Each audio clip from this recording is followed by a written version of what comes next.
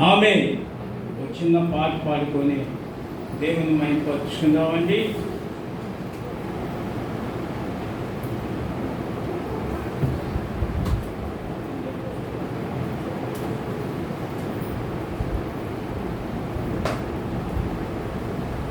ప్రేమపూర్ణుగా స్నేహశీలుగా పాట పాడి దేవుని హల్లెలూయా. అందరూ సంతోషం ఉన్న వాళ్ళందరూ హల్లెలూయా చెప్తామా? హల్లెలూయా, హల్లెలూయా. దేవుని సన్నిధి నిర్లక్ష్యం కనుక అందరూ మీ గలములు విప్పి ప్రభువుని మహిమపరుద్దాం. ఎంతకన్నా మనం ప్రభుకి ఏమి ఇవ్వలేము. సమస్తం చేసిన మహనీయునికి మనం ఏం అర్పించగలం? మన జీవఫలాన్ని మన కంఠ ధ్వని ద్వారా ఆయన మహిమపరచడం తప్ప మనం ఏమీ చేయలేని వారు. ఆయనకి కృతజ్ఞతాస్తుతులు చెల్లిస్తాం. ప్రేమా పూర్ణుడా స్నేహశీలుడా విశ్వనాథుడా విజయవీరుడా. హల్లెలూయా. ప్రేమా పూర్ణుడా స్నేహశీలుడా విశ్వనాథుడా విజయవీరుడా.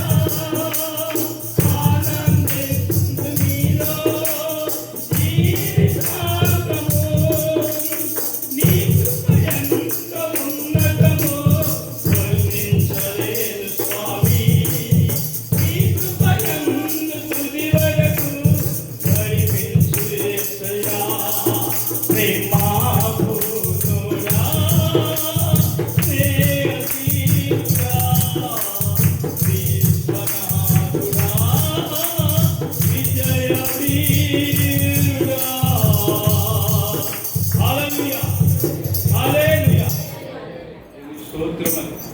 మీ అందరికీ వందనాలు. ఏమైన సంగమా, పరిశుద్ధమైన జిల్లారా, మీ మధ్యకు అల్పులను అయోగ్యులను ఆయన సన్నిధిని త్రోసివేయటకు కలిగిన వాళ్ళను మీ సన్నిధిలోనికి మీ ప్రేమ సావాసంలోనికి నన్ను అల్పుడనైన నన్ను మీరు ప్రభు కనికరించి తీసుకొచ్చినందుకు స్తోత్రములు. ఆయన సన్నిధిని, ఆయన ప్రసన్నతని ఇక్కడ చూస్తూ ఉన్నాం. నిజంగా బాబు చెప్తున్నట్లు చాలా ఎప్పుడో 9కి బయలుదేరాను. వచ్చేటప్పుడే ఆ రోడ్లు ఎక్కడో దించేసాను. బస్సు ఎలాగో తెలియలేకపోయింది. ఫోనా పెట్టుకురాను. సర్వీస్ ఆటోలా ఏవో ఎప్పుడుకో వస్తుంది. సరే ఒక ఆటో దొరికింది. వెంటనే ఎక్కి వచ్చేసాను. నేను అందుకుంటానో అందుకోలేకపోయాను అనుకున్నాను. వస్తూ ఉండగా నిజంగా పాట పాడుతున్నా పెద్ద స్వరపేటికను ఆత్మ మరి నిజంగా సంచరిస్తున్నట్లు నాకు ఆ తాకిడి అనుభవించాను. వస్తూ ఉండగా నిజంగా అతను చెప్తున్న బాధ్యత నాకు జ్ఞాపకం వచ్చింది. అవును ప్రభువా, దారిలో మీరు నన్ను దర్శించినట్లే ప్రభు చెప్పారు. గొప్పదాన్ని ఇక్కడ మీరు ఏది అడిగినా ప్రభు సహాయం చేయడానికి సిద్ధంగా ఉన్నారు. మీ మనసులోని ఏదుందో, మీ మనసులో భావాన్ని ఏదుందో ఇష్టపూర్వకంగా మీరు అడగండి. ప్రభు సహాయం చేస్తా సిద్ధంగా ఉన్నారు. ఆయన ప్రాణం పెట్టింది మన కొరకేనండి. ఆయన శ్రమ పొందుతున్నాడు, మనం సంతోషంగా ఉన్నాం. ఆ షాక్ అనిపిస్తున్నాం అంతే. కాలిందనుకో, కాలిని నెప్పి ఆ మంట వేరు, కానీ మంట దగ్గర ఉంటే ఆ సెగ వేరు. అంటే ఆ ఈటు మనం భరిస్తున్నాం అంతే తప్ప భరించిందంతా ఆయనే. ఏంటంట? మన కొరకు, మన రక్షణ కొరకు మనల్ని ఆయన నూతన జన్మలోనికి తీసుకురావడానికి, నూతన సృష్టిలోనికి తీసుకురావడానికి సమస్తము చేసింది ఆయనే. ఎంతమంది బాప్తీసులు తీసుకున్నారో చేతులెత్తుతారా? ధైర్యం చెప్తుంది, నేను కూడా తీసుకున్నాను. ఎంతమంది? దేవుని స్తోత్రం. మీరందరూ ధన్యులు.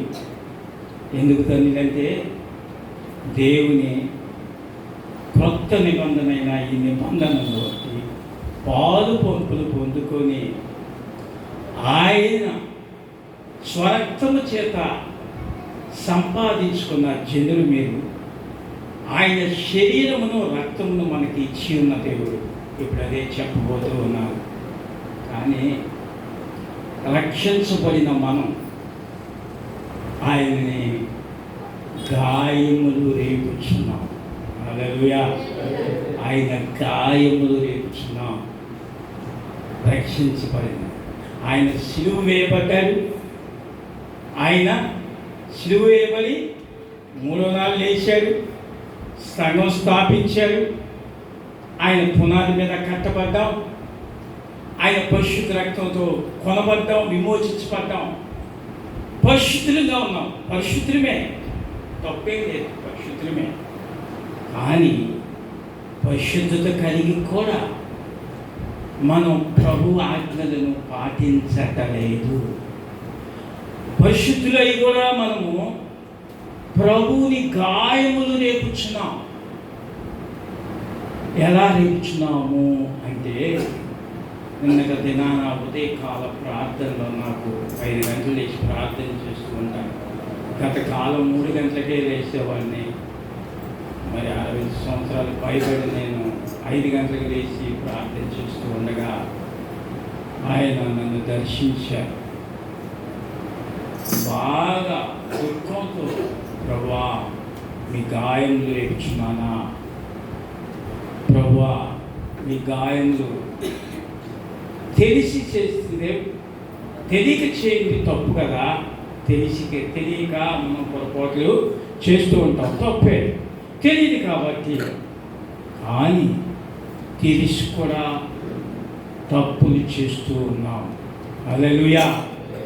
తెలిసి కూడా మనం తప్పులు చేస్తున్నాం. అయినా ఆయన కృప కలిగిన దేవుడై ఆయన ఏం చేస్తున్నాడంటే, మనలనంట ఎంతగానో ప్రేమిస్తున్నాడంట. అప్పుడు నిజంగా ఆయన సన్నిధిలో మరోకరించి ప్రార్థన చేస్తూ ఆయనకి వెళ్ళి ఆయన విధానంలో, ఆయన దర్శనంలో చూస్తూ ప్రార్థన చేస్తే ప్రభు మీతో, నాతో మాట్లాడినట్లు మీతో కూడా మాట్లాడగలడు. నేను ఒకసారి పడుకొని ఉంటే ఒక 5 సంవత్సరాల క్రితం నిద్రలో భయంకరమైన తలంపులతో, పాపం తలంపులతో ఉంటుంటే ప్రభు అన్ఎక్స్పెక్టెడ్గా నన్ను దర్శించి, కుమారుడా లేచి ప్రార్థించి నా గాయములు రేపకు అన్నాడు. తుళ్ళిపడి లేచి ప్రార్థన చేశాను. ఎందుకు ప్రభు ఈ తలంపులు వచ్చినాయి? నా గత పాపమా, నా విధానం పాపమా, నాకు ఈ ఆలోచనలు కూడా రాకూడదు అనుకుంటే, కానీ ఆ ఆలోచనలు సాతానులు మనల్ని విడిచిపెట్టకుండా మనల్ని దేహాన్ని పాడు చేయడానికే వస్తాడు. కనుక అప్పుడు ప్రభువా అని ఎక్కులు పెట్టి విడిచి ప్రార్థన చేశాను. రాత్రి దినానైతే నిన్నటి దినాన ప్రభు వెళ్ళి సంఘానికి చెప్పు అన్నాడు. ఈ మాట చెబుతున్నాను. తలంపులతో మాట్లాడాడు. నా ప్రజలు, నా బిడ్డలు నా గాయంలో రేపకుంటున్నట్లు వారితో మాట్లాడమన్నాడు. చూద్దాం, ఆ వాక్యం చూద్దాం. చూడండి, ఎబ్రీ పత్రిక 10వ అధ్యాయం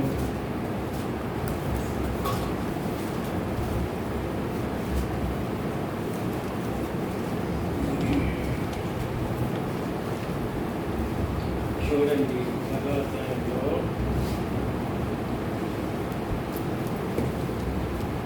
10వ వచనం నుండి, సర్వంతి 10వ అధ్యాయం 10వ వచనం నుండి,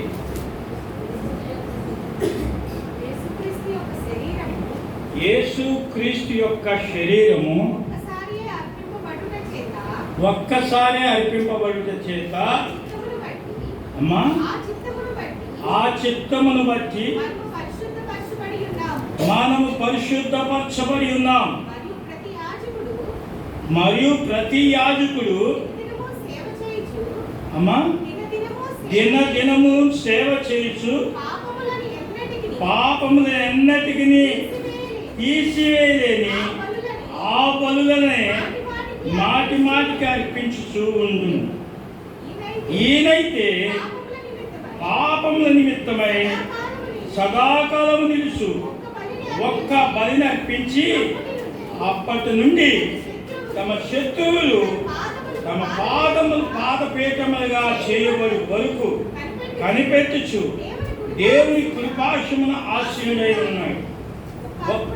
ఒక అర్పణ చేత ఈయన పరిశుద్ధపరచబడి వారిని సదాకాలము సంపూర్ణంగా చేసి ఉన్నాడు. ఈ విషయమై పరిశుద్ధాత్మ కూడా మనకు సాక్ష్యం ఇచ్చుచున్నాడు. ఏలనిగా ఆ దినములైన తరువాత నేను వారితో చేయబో నిబంధన ఇదే, నా ధర్మ విధులను వారు హృదయములందుంచి వారి మనసు మీద వాటిని వ్రాయుదును అని చెప్పినవాడు తరువాత వారి పాపములను వారి అక్రములను ఇక ఎన్నటికీ జ్ఞాపకం చేసుకుందని ప్రభువు చెబుతున్నాడు. వీటి క్షమాపణ ఎక్కడ కలుగునో అక్కడ పాప పరిహార బలి ఇంకను ఎన్నడూ ఉండదు. సహోదరులారా, యేసు మన కొరకు బలి ప్రతిష్ఠించిన మార్గమున అనగా నూతనమైనది జీవము కలిగినది ఆయన శరీరములను తెర ద్వారా ఏర్పరచబడినది మార్గమున ఆయన రక్తము వలన పరిశుద్ధ స్థలమునందు ప్రవేశించుటకు మనకు ధైర్యం కలిగినది కనుకను దేవుని ఇంటి పైన మనకు గొప్ప యాజకుడు యాజకుడు కనుకను మనస్సాక్షి కల్మషము తోచకుండునట్లు ప్రోక్షింపబడిన హృదయములు గలవారమును నిర్మలమైన ఉతకముతో స్నానము చేసి శరీరం గలవారమై ఉండి విశ్వాస విషయంలో సంపూర్ణ నిశ్చయత కలిగి యథార్థమైన హృదయముతో మనము దేవుని సన్నిధినకు చేరుదుము. వాగ్దానం చేసిన వాడు నమ్మదగిన వాడు కనుక మన నిరీక్షణ విషయమై మనము ఒప్పుకొన్నది నిశ్చయముగా పట్టుకోదుము. హల్లెలూయా. చూడండి ఎంతటి మాట ఇక్కడ మీ మనసు హృదయాల్లో పెట్టాలని ఆశపడుతూ ఉన్నాను. విషయం ఏంటంటే మన మనస్సాక్షిని ధర్మ విధులతో నింపటానికి, మన మనస్సాక్షిని కల్మషం కలిగిన మనస్సాక్షి లేకుండా చేయటానికి ఆయన కృప చూపి ఉన్నాడు. ఎట్లా అంటే యాజకుడు ముందు తను తాను గదిన ఎలుపట బలి అర్పించవలసి ఉన్నది.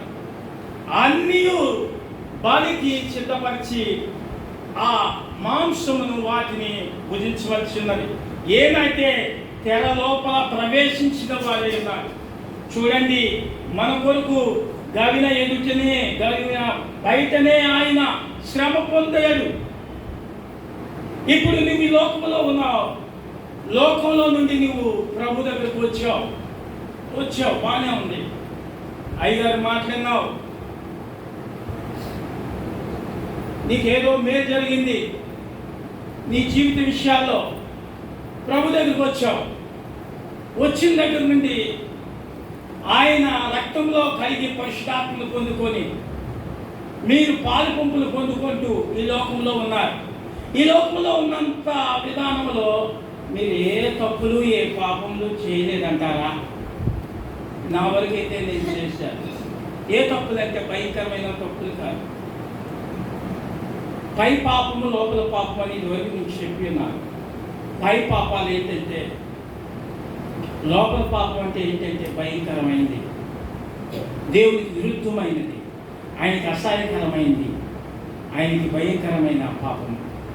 అదే ఇదివరకు చెప్పాను. నరహత్య, రక్తాపరాధం, గ్రహారాధన, వ్యభిచారం. నీ దేహాన్ని దేవుని ఆలయమని వెలుగువా అన్నారు ప్రభు. మన దేహంలో మార్పు పొందిన తర్వాత ఈ దేహమే ఆయనకి ఇష్టమైంది. మన దేహాన్ని శుభ్రపరిచి, మన దేహం ఆయనకి, సాతానికి ఇష్టమే ఈ దేహం. వాడు చేసి పొరపాట్లు చేయించి మనల్ని పాడు చేసి నాశనం చేశాడు. ఇది ప్రభు ఆయన రక్తం చేత కొని విమోచించబడిన ఈ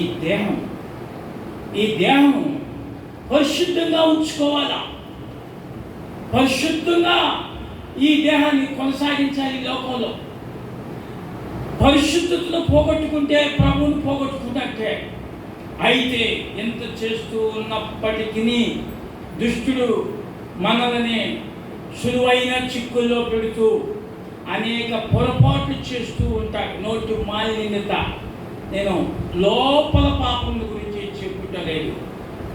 ఇంతకుముందు చెప్పాను కదా, రక్తప్రాధం, విగ్రహారాధన, మరి వ్యభిచారం.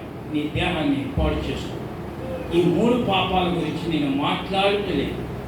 ఇక పై పాపములు అంటగా నోటి మాలిన్యత,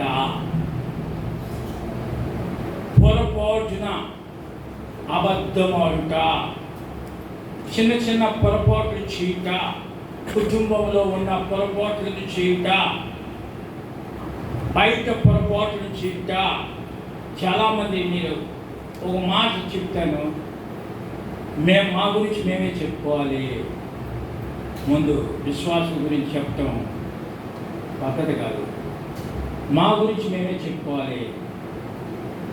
విశ్వాసులైనా పర్వాలేదు, కానీ సేవకులైన వాళ్ళని ఒక చాట కూర్చండి. సేవకులైన వారిని అంటే ఉన్న విషయాన్ని చెప్తున్నాను. విశ్వాసులు బెటర్ అనిపిస్తుంది.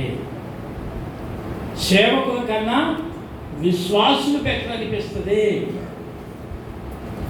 అన్ని తెలుసు వాక్యం, ప్రతిదీ తెలుసు వాక్యం, కానీ ఆ నోటి మాన్యతే కానీ, ఆ చూపులే కానీ, విధానమే కానీ, ఒకరి మీద వ్యసన పరులే కానీ, ప్రేమించుకున్నారు ఒకరి భయంకరం. నేను అందుకోసం చాలా విధంగా దూరంగా ఉంటా. కొన్ని వాటికి అక్కడికి వెళ్ళి పొరపాట్లు చేయటం ఇంకా ఈ పాపాల గురించి మాట్లాడుతున్నాను. అంతేగాని 3 పాపాల గురించి అది భయంకరమైంది. అది లేవటానికి కూడా సాధ్యపడదండి. వ్యభిచారుడు భయంకరమైపోతాడు, వాడు ఆత్మనే కోల్పోతాడు. దావీదు ఏడ్చాడు, పొరుగు తేలాడినట్టు. లోపల వాటికి నేను వెళ్ళట్లా, పై వాటికి నేను చెప్తున్నాను. ఈ చిన్నాట్లు కూడా దేవుడు మాట్లాడాడు, నాతో మాట్లాడాడు కాబట్టి మీతో చెప్తున్నాను. లేకపోతే చెప్పవాడిని కాదు. ఒప్పుకున్నాను. మా గృహంలో చాలా ఎరుపు ఎంతే ఉంటుంది. ఒక చేతిలో కట్టుకున్నాను. నా చెల్లి పడుకుంది, మా భార్య పడుకుంది, నా బిడ్డ పడుకుంది. అక్కడ అక్కడ ప్రార్థన చేసుకుంటాను. పెద్ద ఏడుపుని ఆడితే లేచిపోతారని ఏడుపుని దిగబుట్టుకుని ఆయన పాద సన్నిధిలో ఎక్కించాను. ఎందుకో తెలుసా, మేము వాక్యమును బోధిస్తున్న మేమే ఆయన కాయలు రేపుచున్నాము. కాయ నాతో మాట్లాడింది, కాయాలు రేపుతున్నాను. ఆపత్యాలను పొరపాటున అబద్ధమైనా పర్వాలేదు, కానీ మాటికి అబద్ధాలు అడుగుతున్నారండి. లేరంటారా? మాటికి క్షణాన ఏం పర్వాలేదు. ప్రభు రక్తంతో కలగబడ్డారు, ప్రభు రాత్రి భోజనంలో చేతి పెడతారు, అన్నీ జరిగిస్తారు. ఏమైందే అని నోటితో పొరపాట్లు చేస్తూనే ఉన్నారు. యాకోబు అంటాడు, ఈ విషయం కళ్ళి పెట్టుకోమంటాడు. నోటికి విశ్వాసి కళ్ళి పెట్టుకోవాలి. సామెతలో గొంతు కత్తేసుకోవాలట. ఇవన్నీ మనం చేస్తున్నామే. మనస్సాక్షిని ఇక్కడ అమ్మ ఒక్కసారి చదువు, 22వ వచనంలో మనస్సాక్షికి కల్మషము తోచకుండునట్లు ప్రోక్షింపబడిన హృదయాలను గలవారును నిర్మలమైన ఉతకముతో స్నానం చేసిన శరీరం గలవారునై ఉండి విశ్వాస విషయంలో సంపూర్ణ నిశ్చయత కలిగి యథార్థమైన హృదయంతో మనము దేవుని సన్నిధానముకు చేరుదు. ఏమండి చూడండి, మనం చేస్తున్న నోటి నుండి చేస్తున్న ప్రతిదీని ఆయన గాయాలు నేర్పుతున్నామంట. ఎన్ని గాయాలు ఉన్నాయి చెప్తారా మీరు? 5 గాయాలు ఉన్నాయి. 5 గాయాలు. 2 చేతులకు, కాళ్ళకు, పక్కటెముకు, 4 కదా. 3వ గాయం, 4వ గాయం ఏంటది?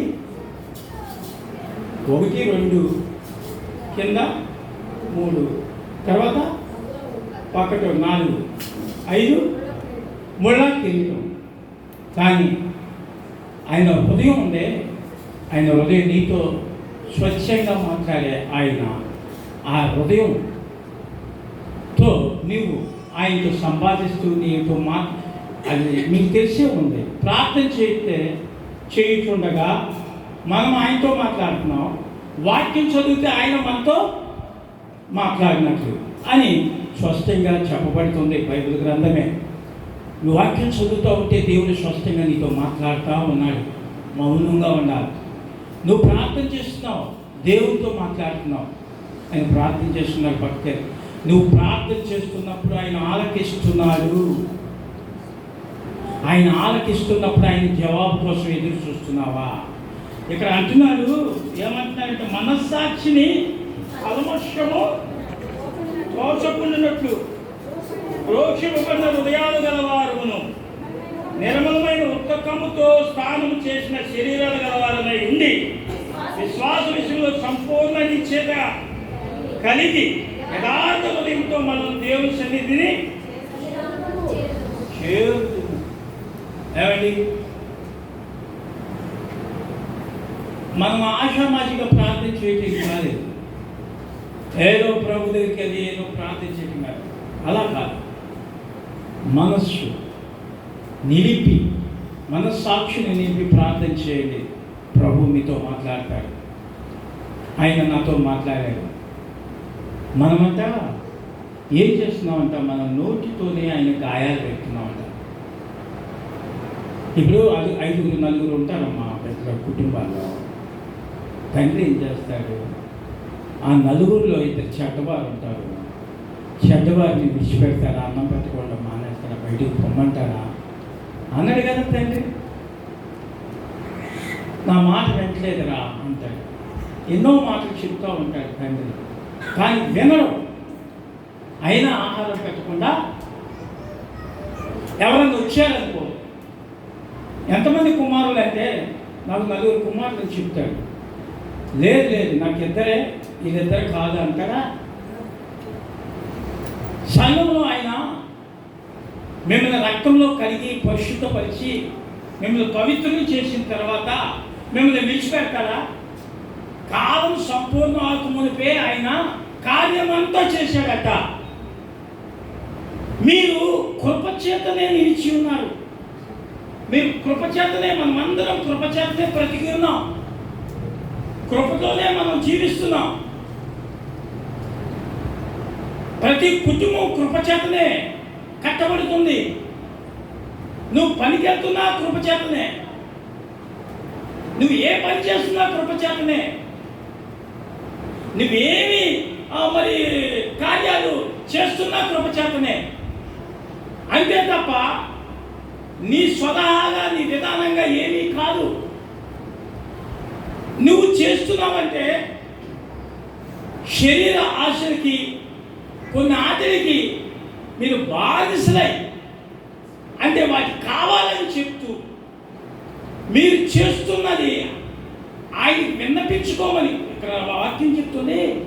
ప్రతి అవసరాన్ని తీరుస్తాడంటే ఇంతకు ముందే మీకు చెప్పిన మాట. ఇక్కడ ఏదైనా అడగంటే ప్రభు చేస్తాడని, ఏదైనా సిద్ధపరుస్తాడు ఇక్కడ ప్రభు. ప్రభు దగ్గరకు వచ్చేటప్పుడట మీరు యథార్థ హృదయాలు కలిగేవారై ఆయన సన్నిధి కొంచెం అడగాలట. ప్రభుకి ప్రతిదీ తెలియచేయాలట. ప్రభువుకు తెలియచేయకుండా మీరు మీ ఆలోచనతో మీ కార్యాలు సిద్ధపరచుకొని అది చేద్దాంలే ఇది చేద్దాంలే అని నిర్ణయించుకుంటే వాటిలో పొరపాట్లు జరిగి ఆయన గాయములు రేపిన వారం అవుతాం. పొరపాట్లు ఎన్నో జరిగిపోతాయి. ఒక క్రైస్తవుడు ఎవరి చేతిలో ఉండాలి? క్రీస్తు చేతిలో ఉండాలి. ఇక్కడ క్రీస్తు సంఘం మీద మరి కట్టబడిన మనం, ఆయన పునాది మీద కట్టబడిన మనం, ఆ సంఘంలో మనం ప్రార్థన చేయాలి. మొదట ఆయనకి విన్నపించుకోవాలి. విన్నపించుకోకుండా ఊహలతో చేసే ప్రతిదీని ఊహలతో వినండి. మీకు మీకు స్పష్టంగా చెప్తున్నా, మీ మనసుకు ఊహలు కలుగుతూ ఉంటాయి. స్పష్టమైన మాట ఏంటంటే సామెతలో రాయబడి ఉన్నది, వారట ఊహలతోనే మాట్లాడతారట. ముందు దేంతో మాట్లాడతాడు? అసలు ముందే మొట్టమొదటి అవ్వతో మాట్లాడాడు ఊహలతోనే. ఈ పదం తినమని ఊహలతో మాట్లాడతాడు. మీ మనసుకు ఊహలు వస్తున్నాయి అంటే సరే, ఆ ఊహలన్నీ ప్రభు దగ్గర పెట్టండి. ఎప్పుడైతే మీరు ప్రభు దగ్గరికి ఆ ఊహలన్నీ తీసుకురాలేదు అంటే మీరు పొరపాటులో పడుతున్నట్టే, అంటే ఏదో పొరపాటు చేస్తున్నట్టే, అంటే పైపాపం చేస్తున్నట్టే, అబద్ధాలతో మోసం చేయటం, ఏదో ఒకటి జరిగింది. ఇతరులకి నష్టపరచడం, ఇతరులను ప్రేమించలేక వాళ్ళ సొత్తునో వాళ్ళ విధానాన్నో వాటినో తీసుకోవటం, ఆశించాలి. మరి ఏది ఆశించినట్లు పాపం చేయటం. కనుక ఆ ఊహని మీరు ప్రభు దగ్గర పెట్టండి. ఆయన చిత్తానుసారంగా కరెక్ట్ అయినది జరిగిస్తాడంట మన జీవితంలో. హల్లెలూయా. ఇందాక ఆ పాప సాక్షి చెప్తుంది ఏమంటే, తగిన సమయమందు, హల్లెలూయా, తగిన సమయమందు దేవుడు కార్యములు చేయబడి ఉన్నాడు.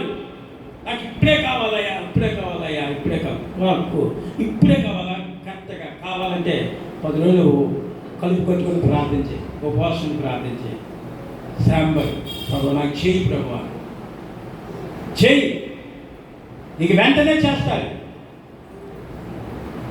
నువ్వు ప్రార్థన చేయగా తగిన కాలం మందు చేయవాడు ఉన్నాడు.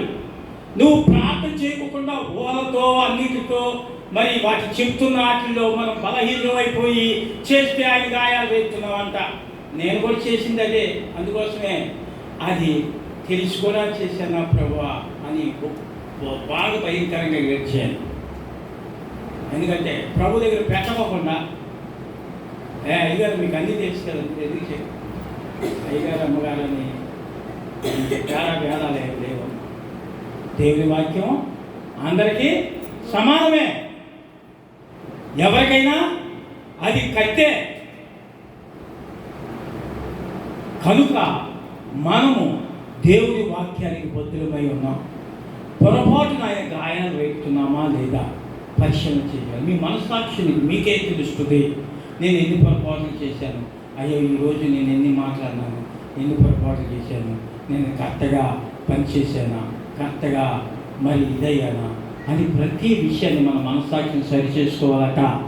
సరి చేసుకున్నప్పుడే అప్పుడే ప్రభు మీ సన్నిధిలో మీ హృదయాలతో మాట్లాడతాడు.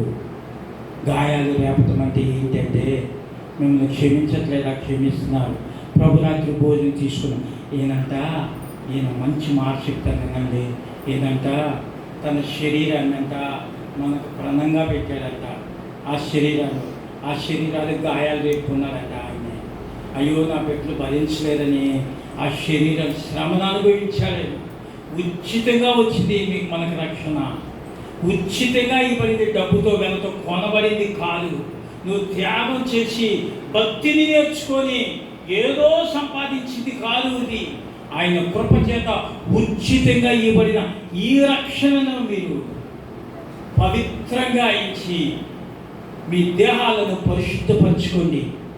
మీ దేహాలను దేవునికి ఇష్టమై ఉన్నాయి. ఇవి ఇష్టానుసారమైన దేహాలు కాదు. ఇవి ఇష్టానుసారమైన దేహంతో మరి మీరు ఇష్టం వచ్చినట్టు నడిచే దేహాలు కావు. ఇవి లోకస్తులు ఊరికే డబ్బులు సంపాదించగలరు. అసలు వాళ్ళు వెళ్తేనే చాలు. మా అల్లుడు ఉన్నారు, మేనల్లుడు, వాడు ఏంటంటే మాటలతో డబ్బులు సంపాదిస్తారు. మీకు ఎలా వస్తాయంటే అసలు మా మాటే నమ్మేస్తారట, మాటలు నమ్మేస్తారు. అలాగా వాళ్ళు సంపాదిస్తున్నారు, మనం సంపాదిస్తాం, మనకు కుదరదు. మన ప్రభు ప్రతిదానికి లెక్క ఉంది కనుక ప్రతిదీ మనకి అన్యాయపు స్త్రీ భయంకరమైంది. అక్రమ సంపాదన పాపం పుట్టించను. మన దగ్గరికి అక్రమం వచ్చిందనుకో, ఒకవేళ అది పాపానికే కారణం అవుతుంది. ఏదో ఒక పొరపాటు చేస్తుంది, అది ఇవ్వవలసిన టయానికి వెళ్ళిపోద్ది. దేవుడు కూడా ఉంచుడు. కానీ అక్రమస్తుల దగ్గర నిలిచినా ఏం చేసినా భయంకరమైన శోధన అయితే. కనుక మనకి భయంకరమైంది ఏంటంటే ధనము. చెప్పండి, ధనము. ధనము నీ ఎక్కడ ఉంటే అక్కడ నీ మనసు ఉంటుంది. మనకు ప్రభు ఉండాలా, ధనం ఉండాలా? ప్రభు ఉండాలి. ప్రభు అవసరం తీర్చడా? తీరుస్తాడు. ప్రతి అవసరం తీరుస్తాడు ఆయన. నీకు వెంటనే కావాలా? 10 రోజులు ఉపవాసం ప్రార్థన చేయి, రోజు ప్రార్థన చేయి. తగిన సమయం మంది నీకు ఆయన ఆ మేలు చేస్తాడు. నువ్వు చేయవలసిందల్లా ఒకటే, దేవునికి కృతజ్ఞతలు చెల్లించాలి ప్రతి దినం. ఎందుకంటే పొద్దున్న లేస్తే నిద్రపోయేంత వరకు కృపచేతనే మనం, ఆ నిద్రపోయేటప్పుడు కూడా కృపచేతనే మనం సిద్ధపరచబడి ఉన్నాం. కానీ మన దేహాల్లో ఏ మలినం ఉందో తెలుసా? ఏ మలినం ఉందో? పాపపుణ్యమైన మలినం ఉంది. హల్లెలూయా. అది పోయిద్దంటారా? మన ధర్మశాస్త్రంతో పోరాడుతుందంట. నేను చెప్పగలరా? మీరే ఒంటరిగా ప్రభుని వాక్యం చదువుతూ ఉండండి. మీరు చేశారుగా, తప్పు చేసావుగా, లేకపోతే పొరపాటు చేశాము. ఎంతమందితో దేవుడు మాట్లాడాడో చేతులు ఎత్తని చూద్దాం. మీరు మీ మనసులతో ఆలోచించుకున్నప్పుడు దేవుడు మీతో మాట్లాడలేదా? రక్షించబడిన మీతో మాట్లాడలేదా? చూడండి, మాట్లాడతాడండి, మాట్లాడతాడు. మీరు మనసుతో ధైర్యంగా చేతులు ఎత్తండి. నాతో మాట్లాడాడు. నిజంగా చెప్తాను, నా తప్పు చేస్తున్నావు అన్నాడు, పొరపాటు చేస్తున్నావు అన్నాడు. ఆ పొరపాటు అదే మనస్సాక్షి ఇక్కడ రాయబడి ఉంది. మన మనస్సాక్షిని నిర్మలం చేయుటకు ధర్మశాస్త్ర విధులను మన హృదయంలో పెట్టి మాట్లాడలేదా? ప్రభు మాట్లాడుతూనే ఉన్నాడు. ప్రతిదినం మాట్లాడలేదా? మాట్లాడుతూనే ఉన్నాడు. ఎందుకు మాట్లాడుతున్నాడంటే పొరపాట్లు జరిగిస్తూ ఉంటాం కనుక. తల్లి బిడ్డను ఎలా కాల్చుకుంటుందో చిన్నప్పుడు, పొరపాటున బిడ్డ మరి ఎదుగుతున్నప్పుడు అలాగ కాల్చుకుంటూనే ఉన్నాం. మనం ఎలాంటి విషయంలో ఎదుగున్నామో తెలిసే, వాక్యం అన్న నిలకడైన స్థలంలో లేవుంది. వాక్యమైన పాలే తాగుతున్నాం, గట్టి ఆహారం తినలేదు. తిన్నామనుకో గట్టి ఆహారం, బలంగా ఉంటాం. మాటికి పిల్ల పాలు తాగుతూనే ఉంటుంది. ఆ పిల్లకి ఏం తెలుస్తుంది? మాటికి పిల్ల ఏడ్చిందంటే అవి పాలు పట్టి ఏంటి అంటాం. మనం గట్టి ఆహారం తినాలంటే దేవుని వాక్యం బలంగా తిన్న వాళ్ళుతో దేవుడు నీతో స్వయంగా మాట్లాడతాడు, నీ హృదయంతో మాట్లాడతాడు. ఈ పొరపాట్లు మీకు తెలియదేమనుకుంటున్నారేమో, తెలుసు, మాట్లాడతాడు. అప్పుడు వెంటనే సరి అయిపోతాం. దేవుని గాయాలు రేపడానికి వెళ్ళాం మనం. సంగమా, మీరు ఇగో ఏంటండి, ఇంకొక వాక్యం చదువుతామండి. ఎబ్రీ పత్రిక 12:3 చూడండి. 12:3 మీరు అలసట పడకయు మీ ప్రాణములు విసుకకయు ఉండునట్లు పాపాత్ములు మనకు వ్యతిరేకంగా చేసిన తిరస్కారమంతయు ఓర్చుకొని ఆయనను తలంచుకొని ఓర్చుకొని ఓర్పు లేకే, ఓర్పన్న స్థితి మనలో లేకే పొరపాట్లు జరిగించేది. ప్రతి వారైనా, ఎవరైనా, నువ్వైనా నేనైనా, మీ మనసుని మీరు కలుషితం చేసుకోమకండి. మీ మనసును